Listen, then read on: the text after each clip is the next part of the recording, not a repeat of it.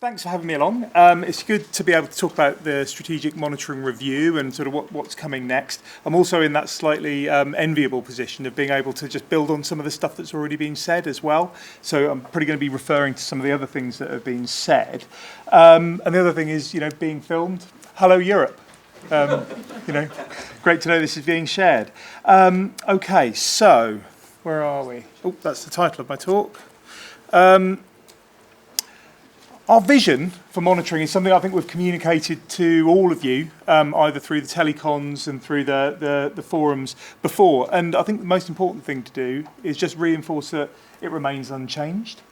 We've been through this strategic monitoring review.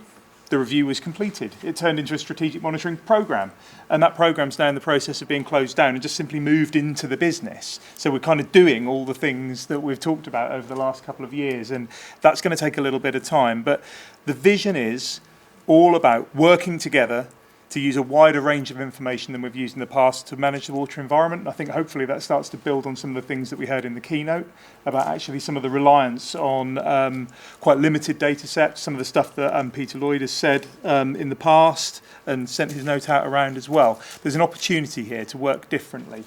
That's about change. And change takes time to bed in. We're a big organisation. We're working with an even bigger group of partners and stakeholders. So it does take time, and it's been quite challenging times, actually, over the last 18 months with all the stuff around the hokey-cokey, around EU exit, droughts, floods, funding cuts, all of that stuff that we've kind of been working in the face of while we're trying to shift our model around how we do monitoring. But we're getting there. So how are we going to get there? There's 4 boxes on here. I'm not going to talk about all of them in detail, and then I'm just going to come on to actually some of the stuff that we're specifically going to want to work together on. But that top one about the data that we all collect, reflecting local and national needs for understanding the environment and solving problems. We're in transition. We're collecting less data for those national purposes, less prescription around national networks, leading to greater flexibility locally to actually gather maybe more of the same kind of information locally, but in places where you need it to deliver an outcome, or maybe completely different kinds of data. We've heard a lot about SONS and continuous monitoring and the need to do things differently. I will just put an impassioned defence in there around actually the value of some of that national data. It may well be running its course as we start to manage harder, more subtle, more nuanced pressures on the water environment, but it has, the stuff we've been collecting for years has driven billions of pounds worth of investment, driven some real improvements on some of that really gross pollution. So the water environment has been transformed over the last few decades. Now we're onto the really hard stuff. Okay. But what that means is that there will be greater flexibility locally to gather different kinds of information. And I think, as I say, that hopefully starts to build on some of those points that have already been made earlier on today. And that is happening. The next one, we're able to work with others. This is all very Environment Agency centric. We work with others to deliver joint environmental outcomes. Now, that's what CaBA is all about, working together. And a really important part of that is planning our evidence collection together as well. Evidence, collection, there's a cultural shift needed on behalf of the Environment Agency around this. On the one hand, not necessarily actually defaulting to collecting more data. There's a CaBA data pack of 150 data sets. We're going to know a lot from just working through that stuff together and then think, okay, where are the gaps? Where do we need to know more? Where do we need greater resolution? Where do we need more granularity? And having those discussions through the forums, through the groups. And actually focusing on not just gap filling, but filling the gaps that we need to fill to drive the outcomes that we're all working towards together. So much more kind of outcome-focused evidence collection, collaborative evidence planning. And making sure that we see that, and this is where CaBA really, comes into its own, as part of that cycle of environment planning and delivery. So evidence, data, information isn't just a thing in its own right. It's only there to serve a greater cycle of improving the environment, delivering outcomes for people and for the environment. So that cycle gets into what Catherine was talking about earlier on this morning, about making sure you know what you're going for and you're marshalling the information you need to get you there. So that kind of latitude is going to be there. And these next two, this is bread and butter really around CaBA. But that bottom one, I would just quickly say, time and skills to use data to greater effect. That isn't just about technical skills to do data. That's about actually being able to talk to people about what the information is telling us, the engagement skills, those softer skills. Okay, so that's kind of the journey that we go on. In typical environment agency style, we've developed some roadmaps, which I think have been shared with Michelle. You haven't shared those with the wider group yet, have you? Yep, I didn't know if you pinged them straight out or not. I'm glad you haven't, because they're quite scary, and I'm not going to go through them in detail, okay, because they look like that. Yeah, that's why we haven't shared them. But again, they're quite, they're very much focused on what's the environment agency got to do to kind of deliver this change and become this different kind of an organisation. And then, you know how roadmaps work, so I'm not going to go into detail, but just very quickly, we've got one of these monitoring roadmaps around skills and resilience, and this all starts to build on what Chris was talking about earlier on and gets into some of the detail there. Around skills and resilience, technical leadership, our staff have got access to training and we use technical development frameworks, so we're developing our people. But just in terms of what that might mean for you, we've got specific things in there about actually learning from, which partnerships are doing this brilliantly already, and, actually are we learning from each other across the organisation and across the country well enough? Developing those training on actually engaging reporting, again, building on what's working really, really well and making sure that all of that stuff starts to feed into technical development across the Environment Agency and others. In terms of sharing our data, we've talked about that a lot, but understanding what you need, we've already started talking about that next door. Refining those products, making sure stuff works, actually co-designing some of that. We did that at the last workshop, and we continue to do it through things like the Catchment Data Explorer, and continuing to invest in those data sharing platforms that we have got out there, building on them so that they can become more useful.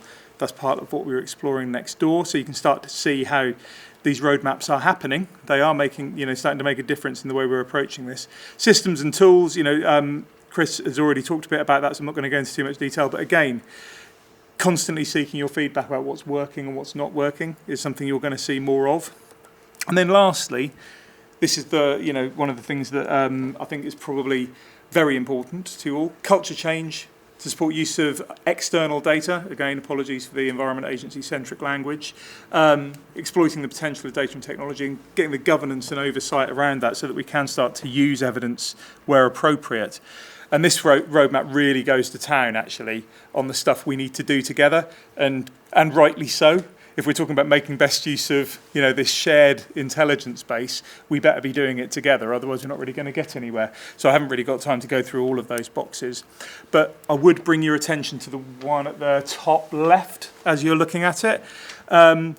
Thinking about catchment evidence subgroups, making sure that you're having these discussions locally and sharing monitoring plans and so on. So there's an awful lot that we could be doing more of locally. There's an awful lot already happening locally. So lastly, going back to the original premise of the talk, what next? Well, this, as I say, this isn't actually a programme anymore. It's about sustained change as we move towards this rebalancing, so that we're collecting the locally relevant information that's actually going to deliver the next step change, if you like, in the quality of the water environment. And a lot of that isn't necessarily have to be about the water environment. I think the point was very well made in the keynote that actually maybe that focus in the river channel isn't telling us everything we need to know to make the right decisions. So let's think a little more broadly. But the vision remains the same as what you've already talked about. We are shifting our culture slowly. It does take time. And the thing that I think you can really do to help push us in the right direction is through your local partnerships. Don't wait on us to contact you. I know we've talked a lot about the importance of the Environment Agency as a leader and in terms of leadership, but don't wait for us to contact you. Chase us. Come and talk to us locally. Tell us we want to sit down. We want to start talking about this stuff if it isn't already happening for you, okay? And if it is already happening, spread the word, all right? So, we really want to hear from you, but sometimes we might need a little nudge in the right direction because there's a lot going on, okay? So I'll leave it at that. 9.5 minutes. Sorry, Michelle. There we go. Okay, thank you.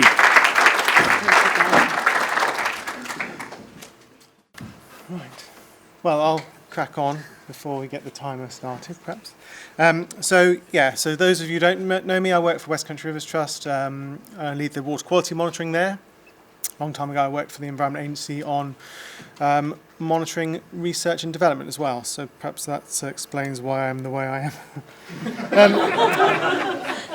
So anyway, yes, let's carry on. So my talk, we're basically going to cover a bit about what monitoring looks like at West Country Rivers Trust, and following on from that, how the citizen science program that we've developed and been running now for probably getting on for, it'll be 3 years this winter, I suppose, how that's developed and how that fits in, how that helps us, how it fits around the other monitoring where we have skills. And then we were involved in 2 of the strategic monitoring review catchment prototype catchments. So I'll talk a little bit about that, I guess. So, building on the 4 years I've been at the West Country Rivers Trust, we've really tried to take the monitoring out for the field officers. So we've got a team of farm advisors who are going out all over the catchments a lot of the time. We really wanted to put monitoring and data collection equipment in their hands. So we built a sort of a low-cost-ish kit of robust stuff that was giving us useful information about the environment and about the water quality that they could, if they chose, use with farmers, on farm, if you like. So a lot of that data came back to us, but some of it never did. It was just used on farm to show farmers the results of some of their actions, which I think was really powerful, and obviously gave our farm advisors that kind of feedback. But then we do have some more specialist kit that we can only afford one of, and that resides with the data and evidence team, where we go and do more sort of investigative, detailed monitoring. We're also have done for a long time, continuous sensors. So we've got flow monitoring, we've got water quality, water level, and the ability to collect automated samples. So if you're looking at sort of event-based monitoring, what's going on in those peak events, we can do that as well. Recently, we've been doing lots of natural flood management monitoring, so detailed up-close monitoring of interventions. And again, we've built a toolkit that involves low-cost water level sensors, time-lapse cameras, soil moisture sensors, and rainfall gauges. Basically understanding, again, it's not just about what's in the river, it's how the catchment and the landscape is reacting to rainfall events and interventions. And then I think we're well placed as well, this is something that's come up recently, to work on novel developments. So that was a sort of a job of mine in a previous life, and I've brought that forward with me, and it's a really easy place to work collaboratively with all sorts of people. So if you're looking at the top there, we're looking at some novel applications of fluorescence sensors in tandem with University of West of England and Chelsea Technologies, and also Environment Agency locally. We've been demonstrating and using passive sampling devices for tackling those more difficult agrochemicals, and we're looking at other compounds now. And also looking at a sensor-based approach, if you like, for catchment monitoring, this is with the University of Cardiff, where we're looking at really low-cost sensors that give us basic water quality parameters that we can distribute much more densely through a catchment. So these are all approaches that we are working on. This is a map of the data that we collect with our own spot testing kit. And we use Cartographer, which Dave I think is talking about later, to kind of store and then visualize that data. So again, it's really useful because without any work on my behalf, the farm advisors who collect the data can do some visualization stuff as well. But what it shows you is, this is our West Country patch, that intense monitoring activity is focused in some distinct and discrete areas. So a lot of these will be upstream thinking catchments where a lot of monitoring went on, and some other sort of local projects. So we can see some work on the Torridge, I've got a pointer, but where we did freshwater monitoring for the freshwater pearl mussels, and some other local monitoring projects. So that's worth remembering, I think. So on to the citizen science now. It's been running for 3 years or so. It's based around a paper form. It was designed to be a kind of a catch-all, a quick and easy. I think it takes people about 10 minutes to do it. People can train themselves in doing this. It's not very technical. And the level of information it gives us is kind of a little bit of everything. The intention was always if we had people who were really interested in invasive species or water quality or invertebrates, we could take them further into other more bespoke schemes. So there's a survey form which has lots of observational data. We back that up with some basic water quality measurements, so conductivity or total dissolved solids, turbidity, so suspended sediments, and phosphate test kit. And what that gives us is, a kind of pretty crude general indication of what's going on in the water, what's dissolved, what's suspended, and whether there's a phosphate issue there. It's also, we're aiming this also to be engaging and interesting and easy for people to do. So we don't have a lot of resource spent on kind of babysitting these people, so they need to be able to go and do their own data collection and also get some value from that themselves. And again, that's where Cartographer comes in handy, because they can visualize the data themselves, get feedback on what they're doing. The aim of the monitoring, I think, is, and I'll show a couple of these now, is kind of, these are the sort of issues we're looking for and looking for information on. And a large part of what the monitoring is for, and the CSI program is for, is to educate people what is normal, what is healthy in their landscapes, essentially, both rural and urban, so that they can report back to us or record on the form some of the other things, other than just plain old pollution, that are going on in their environment.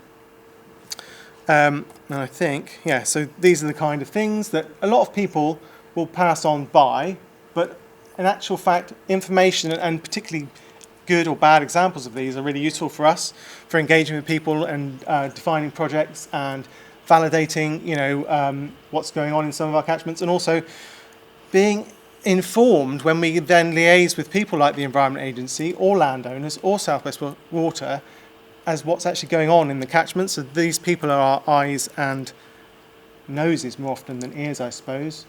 Educating people about, why are our catchments getting more flashy? What's that all about? And about urban runoff. It's these sorts of things that we see every day. Every day it rains anyway, and people don't take much notice of. We want to capture those and see what we can do about it. Other things that go on in our rivers. So thinking back before about the map with where our intensive monitoring happens, and then this is what we've got to deal with. This is the areas where we're really kind of, this is our place of work. These are all the rivers we care about. So there's a bit of a mismatch there. We don't have the resources, we don't have the ability to cover each of those. No one does, as it turns out.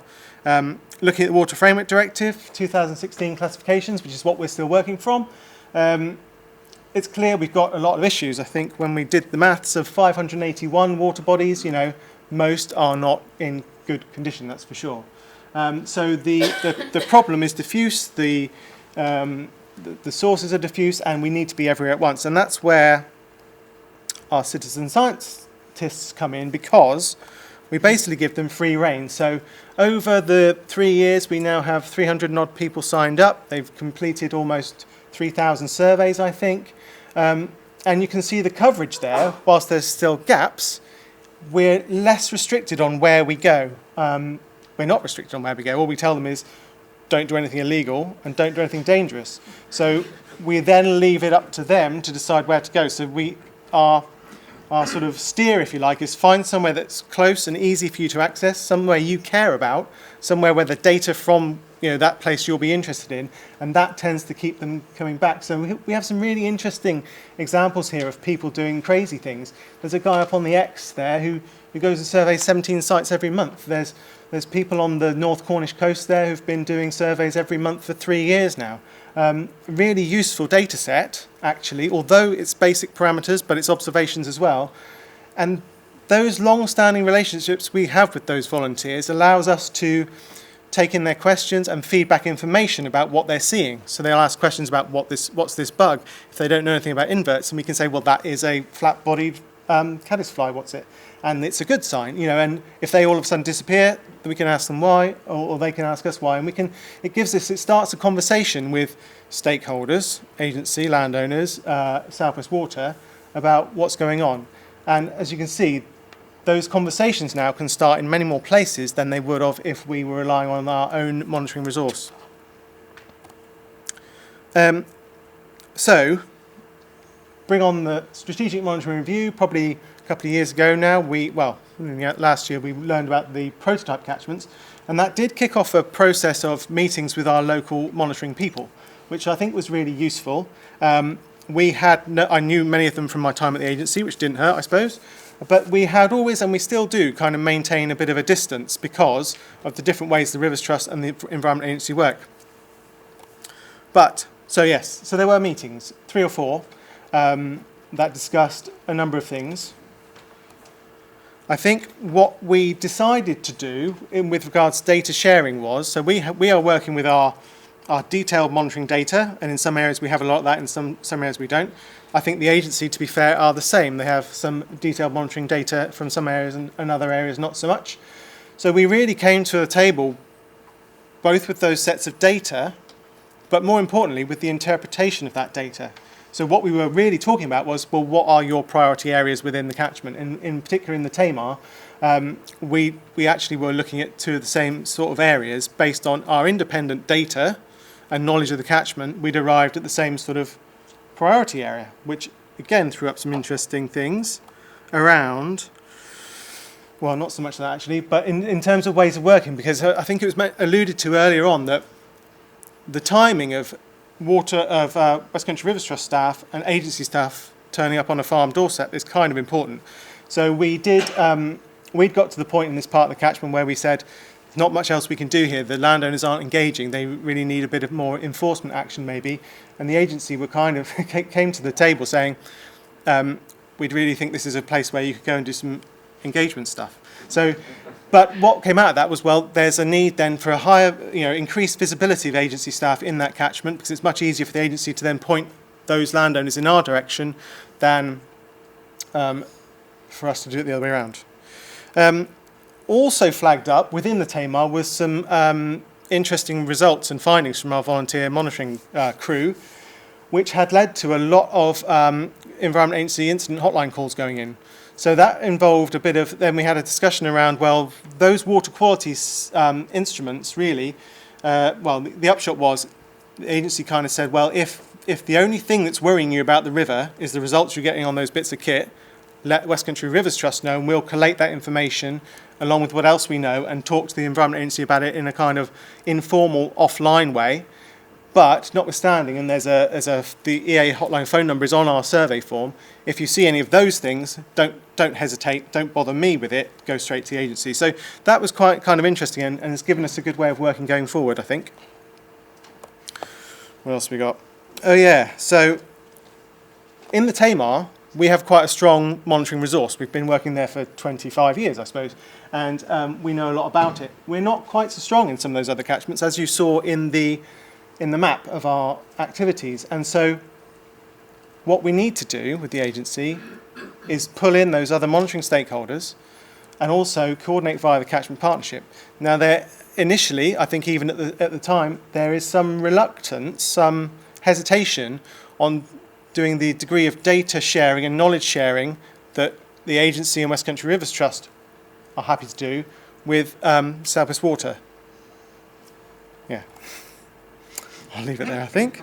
There's a lot of talk around how locally we coordinate and we decide what the agile monitoring network was. So Ben didn't mention it, but in the previous discussions and information I've seen about the strategic monitoring review, there's this idea of an agile monitoring network or monitoring capability which is kind of locally focused and locally decided and is flexible in its methods, underpinned or overpinned, if you like, by a sentinel monitoring network, which will kind of be that national strategic level data that is going to be formal lab samples and will, I guess, inform sort of state of the environment reporting and who knows, maybe Water Framework Directive in future.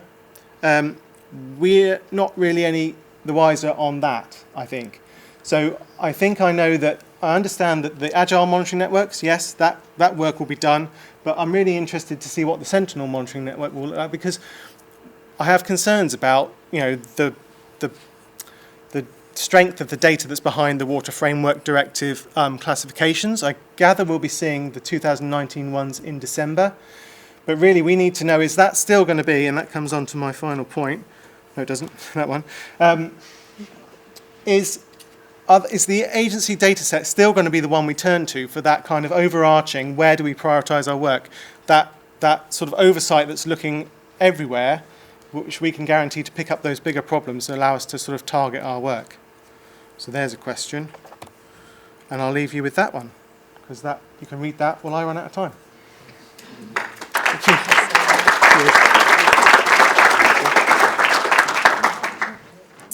Next speaker is Miles Gabriel from Esri UK, who's going to talk to us about the ArcGIS Hub. I just realised how big that screen is, so it makes the images absolutely massive. So, hello everybody.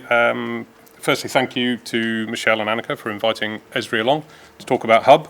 My name is Miles Gabriel, so I lead on collaboration for Esri, and that includes various capabilities within our ArcGIS platform. It includes ArcGIS Hub. So we haven't got time for a demo. We have got a stand downstairs. If anybody wants to see a demo or has questions, come down and speak to us. Something to mention quickly, it was shown, the new CaBA open data portal was shown earlier. Hub comes in 2 levels. That uses Hub Foundation. What I'm going to talk about now is Hub Premium. I'll just refer to it as Hub. But basically, Hub comes in 2 levels. One is about open data publishing, and one is about citizen engagement. So ArcGIS Hub enables, and as I said, ArcGIS Hub Premium enables community engagement. So it's a community engagement platform that helps to bring together people, data, and tools to support initiatives. And it uses this concept of initiatives. And by initiatives, we mean the policies or the projects or the programs that you're trying to deliver. So whether that's adopting a stream, adopting an open space so you can monitor it, whether it's invasive species removal or river cleanups, pollution monitoring, etc. So lots of initiatives have been discussed today. Those are the sorts of things that Hub focuses on helping you to deliver. And it does that largely in sort of 2 ways. It gives you the software capability for you to build your own websites. So for you to very easily construct a scalable, resilient, modern, mobile-ready website with which you can engage the community that you need to engage for your initiative. You don't need developers. If you've got developers, great. You can do UX design on it. You can save that designed website as a template that you can then use for further initiatives, but you don't have to have developers. That's an important part of it. The other element is that it provides the capabilities to organise your community. So firstly, the people, it provides identity to external users. So if you're an organisation like the Environment Agency, DEFRA, Rivers Trust, you will have identity from your licences, from your systems, from your internal systems. Your volunteers or your members of the public, citizens that you're trying to engage with in your community don't have identity. So generally for citizen science, for collecting data, it can be anonymous or it can be a paper-based form. What we're doing within Hub is providing identity to those external users. So when they collect information, they're collecting it as a known individual. You can go back to that known individual, ask them questions and say, you submitted a photo, you submitted a survey, I'd like to know more about it. So you've got someone you can speak to. ArcGIS Hub provides access to and the ability to utilise any and all types of data. So geospatial data, obviously, because our background is as a GIS company, but also imagery, satellite imagery, real-time data. So I was taught this morning about monitoring data from rivers. So if it's real-time monitoring information, that can be utilised and made available either to people analysing it or via the website. LiDAR scientific, so multi-dimensional scientific data can be utilised. And then there's a host of capabilities, functions that can be used to support your initiative. So from managing your team of volunteers or supporters to managing events to then things like digital surveys, crowdsourcing tools, apps, reporting, dashboards, insights and things like that. So the way Hub organises this is within your organisation, you'll set up an initiative team. That team probably will have a GIS lead. It doesn't need to, but probably will. Certainly have a policy lead, so who's responsible for that initiative, for that programme, that policy, that project that you're doing. Maybe if it's someone like a local authority or environment agency, DEFRA, it will probably have someone from a comms team to make sure you're saying things the right way. Smaller organisation, maybe not. That initiative team can then create your initiative websites. You can create one website, you can create any number of websites. So probably start small, but once you've got the software, you can build as many initiative sites as you need to. That initiative team creates the website, and then can embed within that website the collateral that's required.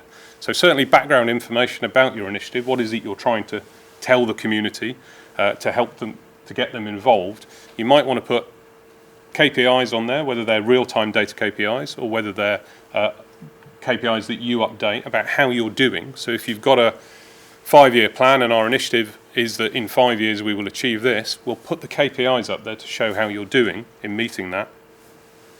As I said, we've got digital surveys, so within the platform we've got a range of digital surveys that can be embedded, made available either for anonymous use or made available to those people with identity to use, so that they're collecting data with identity, and there's a range of those different survey tools. Obviously we have some maps. You don't have to have a map in your initiative. We always encourage maps, but you don't need to have one. We then have various other capabilities, so apps, dashboards, etc. Importantly, when you build an initiative site, someone can click and say, I'd like to follow that. So they can sign up with their Google, Facebook, or email address. And by following it, you've got their contact details. So you can make further information available to them. You can contact them. When they come back to the website, you could show them different content or different collateral because they've said they're interested. So a member of the public won't see that because they're not signed in. But you could have an application up there to say, sign up as a volunteer because you've followed this initiative, you've said you're interested. If that person then registers as a volunteer and is approved, when they come back to the same site, they will see different collateral, different information. Now, you might share more detailed information, data with them. You might share the surveys, digital survey tools with them that aren't accessible to members of the public just browsing the site. So you can deal with different people in different ways. And importantly, that includes building sort of trusted citizen science. You were talking about, you've got people who've been working for you for 3 years. You might want to build a site, but actually they know much more about that initiative, much more about that area. They've got identity, so you can bring them in. They can utilize the tools. They can build your website. They can work on the text. They can work on the apps. They can build the map for you. So once they've got identity, you can put them in different groups and you can decide how you deal with them, how much information you share with them, what exposure you give them to things. And as I said, the key is once you've got the capability, you can build for as many initiatives as you need to. So importantly, Hub is one of Esri's geo-enabled systems. So these are geo-enabled systems are independent solutions that work with a GIS but aren't Esri's core ArcGIS platform. They aren't the core GIS. So they're targeted on particular workflows, but they're targeted on workflows that are improved by geo-enabling them. So we're still a geography company, still a location company. We're not going to go and build tools that do something outside of the location space, but these target particular functions that work with geography. And that's important. It's important that they're part of the ArcGIS platform because Esri spends 30% of its revenue rather than profit on R&D. So Google spends 15%, Microsoft 13%, Amazon 12.5%. So we spend 30% of our revenue on R&D, which means we do a huge amount. We've got 2,500 developers building new things, and 30% of that goes on R&D. We have the world's largest mapping and data sharing ecosystem, and this is part of that system. So in terms of resilience and scalability, it's absolutely enormous. I think there are over 7 million users. We get 12,000 new users signing up a day for ArcGIS Online that Hub is part of, and we serve over 1 billion maps a day. So when the most recent Hurricane Dorian was on, we served over 2 billion maps a day. So it's scalable. So once people have identity, then what you're providing is identity into the broader ArcGIS Online platform. So it's identity through Hub, but that gives those volunteers, those external users, access to being able to provide information via groups because they've got identity. You can put them in a group where you deal with them differently. And all the collaboration capabilities, the IoT monitoring capabilities, and the new types of field apps, all of that capability that comes on board to, just realised the time, comes on board into the ArcGIS platform can be utilised by that group. So very quickly, in 20 seconds, this is the sort of thing you can build. This is one for Wellington Council in New Zealand, and they did on plastics, and you can embed a whole load of capability. There's apps here to sign up and create a new group. And if anybody wants to see this, I'll show you downstairs later because I've run out of time.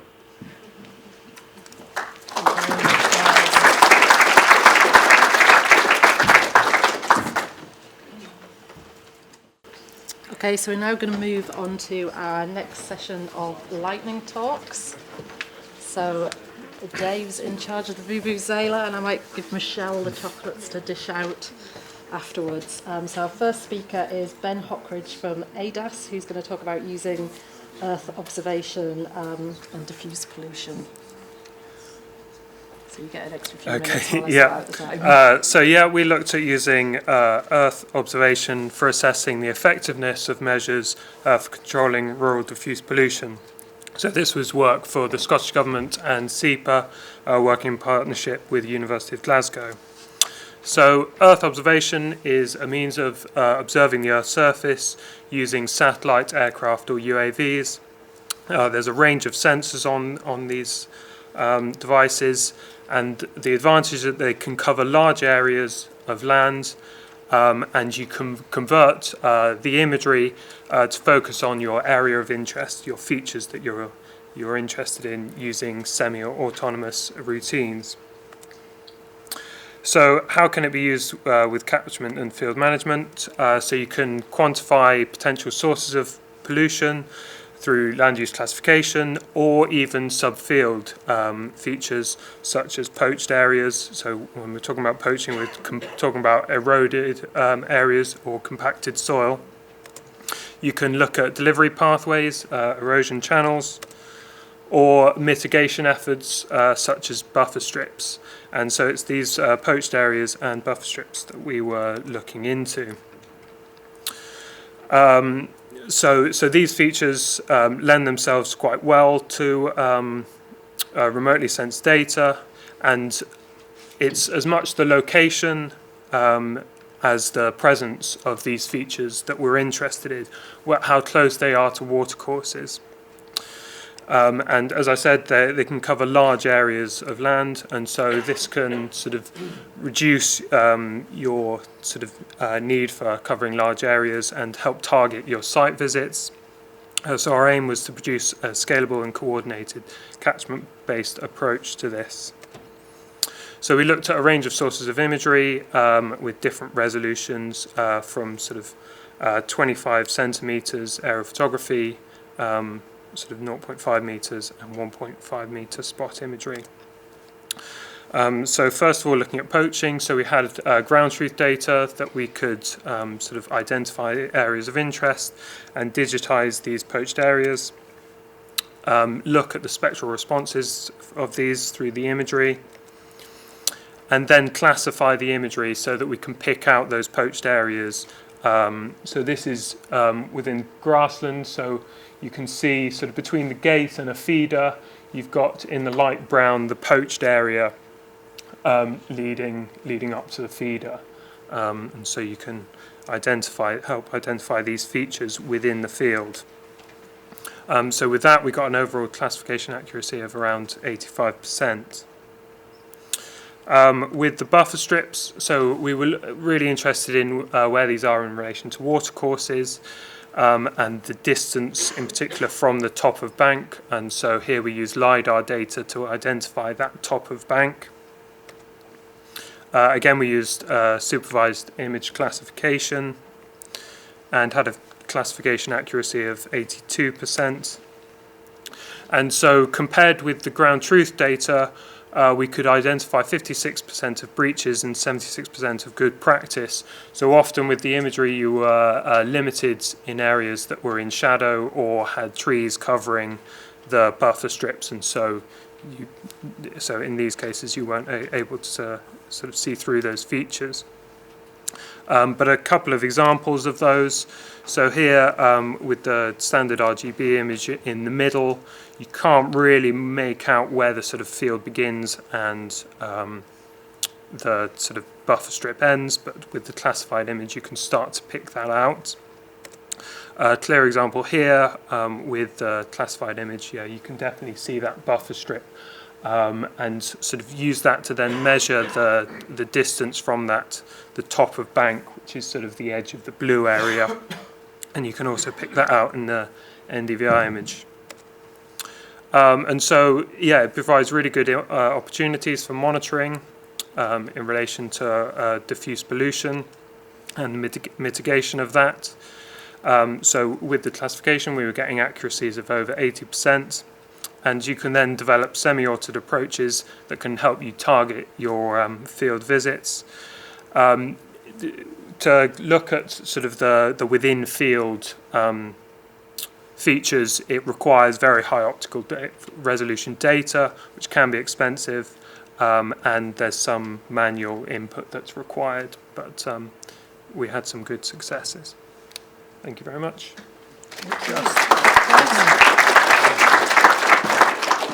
So our next speaker is going to be Dave Goodell, talking about the Cartographer platform. Hi everyone, my name's Dave. I'm founder of a small company based in Brighton called Cartographer Studios, and we make this thing that you've already heard about today, I'm pleased to say, called Cartographer. So I'm here to tell you a little bit about Cartographer, what it is, who's using it, and then how it can relate to you. So Cartographer is a web app, and it is used for doing a combination of monitoring and working with volunteers. So it gives you tools as an organisation to do both of these things. Here's a basic walkthrough of how it works. You can set up data, you get an area on our website, a workspace. Within that you can set up data sets like water quality here, and you can give access to your team members and to volunteers to come along and record data. So they might choose where they are on a map, put in the date and time, record a few observations, and then that data then goes into a list, which I have anonymised with grey boxes here. So you're starting to accumulate data in your data sets. From that, you can get the data out to do things with it. So we provide a variety of wonderful circles on maps visualizations, including little distribution charts. This is some pH. Here's some temperature with a nice little timeline. And we can set up classifications, different classification mechanisms, and do some fairly advanced computations within the platform to manipulate your data and give you outputs that you're interested in. You can also get all your data out into Excel, into your favorite GIS package or Tableau or something like this, and even go to your organizational website and stick a map on there for a bit of public engagement, and that's all customizable. So we're working with, it's primarily aimed at small organizations, so we're working with Rivers Trusts. I've been showing you some Thames 21 data here. West Country Rivers Trust, you've already seen there. They're using a Cartographer for CSI. And here's our obligatory logo slide. We've, environment agencies on there and so on, but most of these are sort of smallish groups of people who are managing 5 to 10 data sets, that kind of thing. I also want to talk to you a little bit about the Modular River Survey, which some people have mentioned so far. This is a sort of habitat and geomorphological survey which we host on Cartographer, and it's a grassroots citizen science initiative run by my mother, Angela Gurnell. So, things you should know about this. If you didn't know already, we provide all the tooling for Modular River Survey for free. So whilst Cartographer itself is a paid product, if you're interested in helping with Modular River Survey data collection, you can come along and do that without paying anything. We just need to get you trained up. There are various different outputs which I'm not really qualified to talk about because I'm a computer scientist, but it will be being used for the rivers component of this DEFRA natural capital biodiversity offsetting metric. I hope I put all the right buzzwords in the right order there. And it's also a sort of pioneer survey for this thing we're doing now called collaborative surveys, where each one of these tiny websites represents a different organisation, and you've all got your own tools, your own workspace, you're collecting your own data, working with your own volunteers, but Modular River Survey data and in future other data sets that you collect, it automatically gets shared with everyone else who's participating, and you can get hold of everybody else's data. So the idea is sort of local tools, national data sets. Other things we're involved in, if you're within the Environment Agency, you may have heard of these place marker surveys, that's on Cartographer. We're also involved with the priority habitats thing that Natural England are working on, and we're doing some urban riverfly data collection as well. I've got 1 minute. What's coming up? Well, we're adding lots of things to the Modular River Survey, so we're hoping in the next months to sort of start initiatives for doing things like estuary edges, canals, a bit of NFM stuff. Again, things which I'm not really qualified to talk about, but I'm more than happy to pass your details on to my academic colleagues. And within the actual software itself, we're working on various tools for analytics, volunteer engagement, and a mobile app, which is the big thing we've been missing up till now. So I'm sure Simon will be very pleased to hear that eventually when this thing is working, it will retroactively support all the stuff everyone already is collecting. So you'll be able to send volunteers into the field with a phone to collect data. So to summarise, we're a web app. We'll soon be a monitoring app. You can record data. You can get it out into Excel. It's hosted, and it's all your data for all of your different data sets you're collecting can all be in one place. It is a paid product, but all this Modular River Survey stuff, if you're interested, is free. So talk to me afterwards or email me if you're interested. Thanks.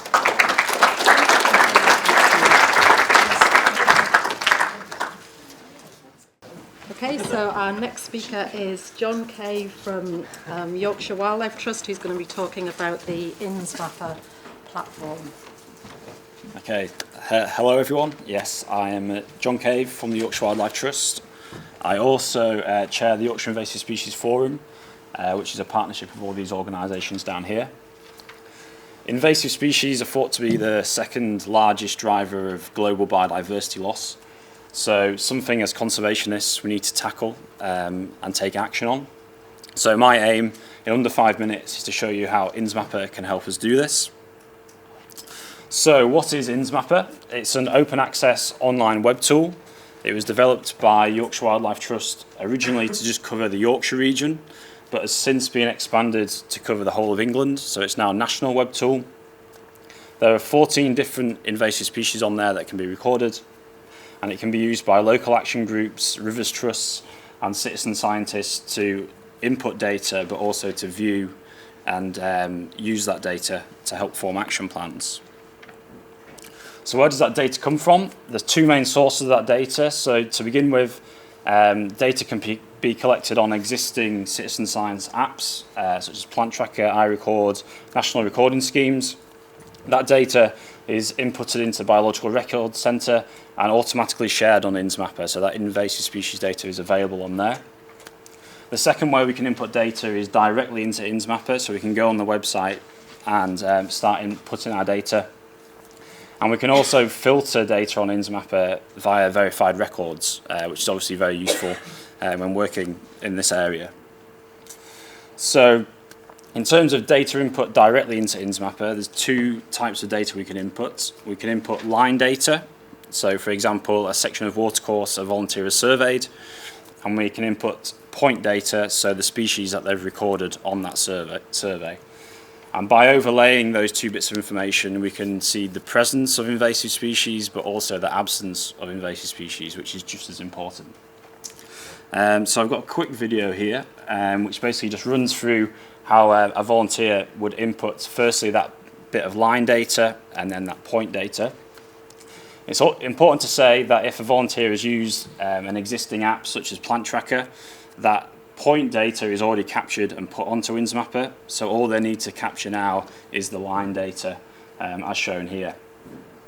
And then we've got those two bits of information that we can overlay and see that presence and absence of data. So this is just adding the point data here. So what did you see? Japanese knotweed, how large was it? That sort of thing. We can also input treatment data, which is obviously really useful, so you can see where organisations are working, what species they're tackling, and also which method they're using. And once all this data is inputted into INSMAPper, we can start using it to create action plans. So this is a really useful area. Three main purposes. We can filter all the data on INSMAPper, so date, time, location. We can select data of interest, look at it in more detail, and we can download that data to CSV file and start using it on various mapping softwares. So this is what I've done here. This is the area called a catchment in West Yorkshire. The areas in green are areas which have been surveyed. The areas in pink are areas that have been treated. And the blue squares are the species data. So if we drill down a bit closer, again you can see the surveyed areas, the treatment areas, and the species data on there. We can use the query tool to select data of interest, and this is brought up in the table, so you can view the data in more detail. Where does it come from? Who's recorded it? What species is it? Where is it located? And any images attached to that data. And importantly, we can download this data to CSV file and start using it to prioritize work. Are we going to work from the headwaters of a catchment? Are we going to look at some more ad hoc species in various locations? So it's important for Intermapper to have live and up-to-date information and live and up-to-date data. The Plant Tracker app, which I mentioned earlier, has been integral in producing a live and up-to-date data source. Unfortunately, the Environment Agency have withdrawn support for the app, but all is not lost. We're working with Dave, who is speaking next at Koryo, to try and put some life back into Plant Tracker, but to do this we do need some support from other organisations, many of it which may be in this room. So if you've got an interest in invasive species or a passion for citizen science, please come and talk to me and Dave during the lunch, and we can work together and try and get Plant Tracker back up and running. That's all from me, thanks.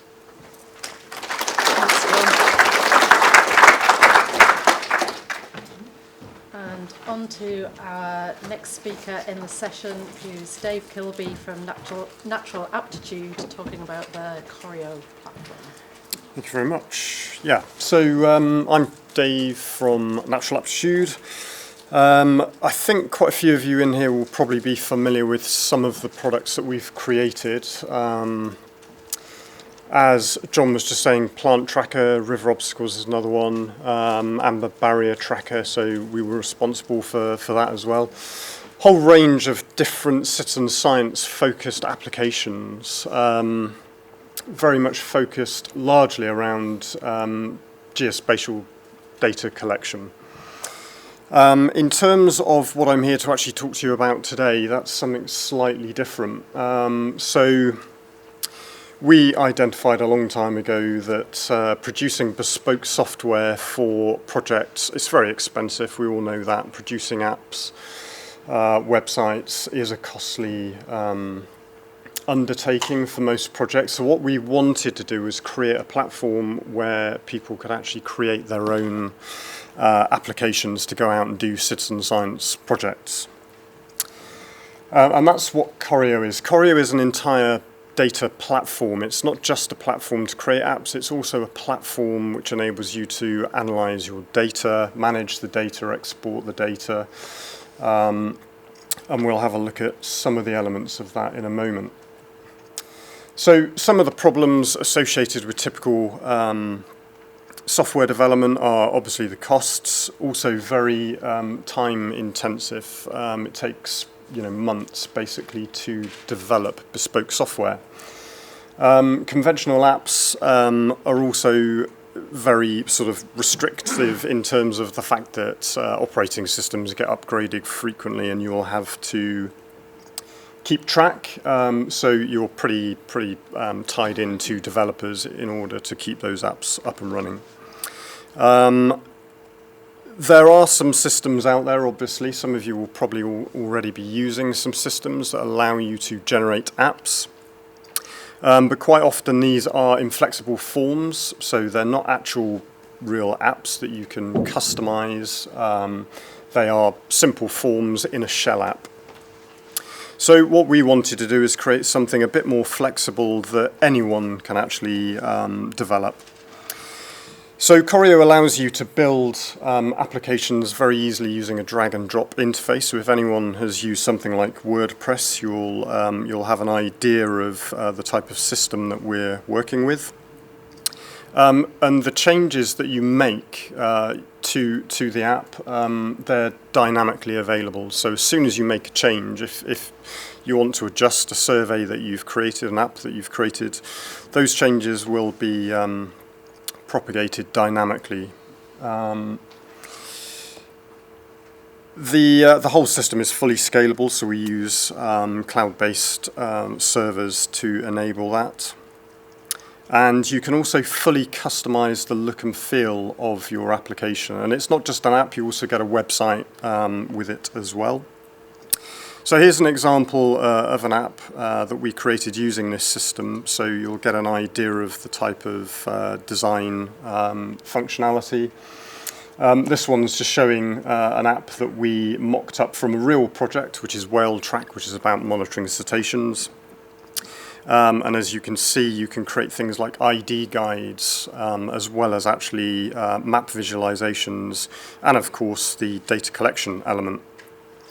We're, as a citizen science centric organisation, we've also started to build in a lot of engagement tools. So these apps will enable people to share their records, like comment on records.